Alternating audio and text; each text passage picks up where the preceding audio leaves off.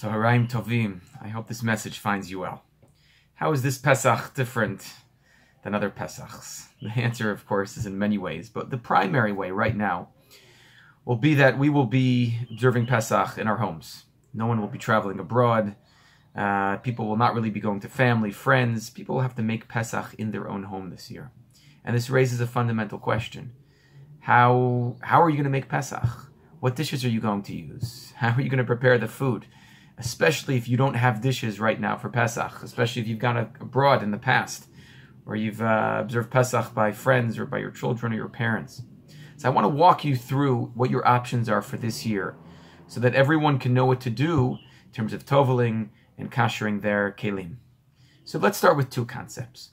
One concept is Tfilat kelim. The second concept is called Hachsharat kelim. Tfilat kelim means that whenever you purchase a new vessel for your kitchen, for the use of making food or eating food, you have to perform the mitzvah of taking it to a mikveh. You take it to a kelim mikveh. There's a kelim mikveh, for example, by Rehov Herzl, Rehov Ravutsky, here in Ra'anana.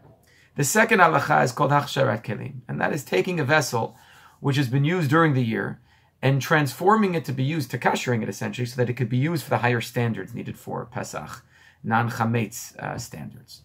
Now, essentially, if you're staying at home for Pesach, you have two options.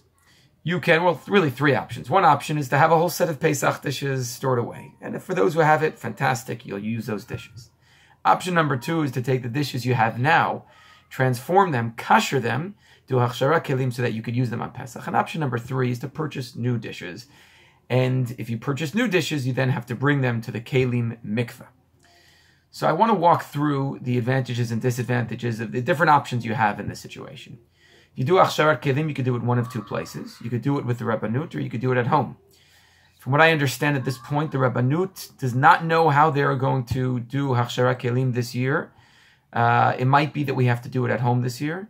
And I'm going to be making a video, giving a shiur this coming Monday night on Hachsharat kelim, how to make a very complex Pesach simple so that you can use your dishes if you need to use them. Option number two is to buy new dishes. And if you buy new dishes, you have to do Tfilat kelim. How can you do Tfilat kelim in this environment? Option number one is to go to the kelim mikvah on Herzl or Ravutsky Street. You have to make a bracha when you do this.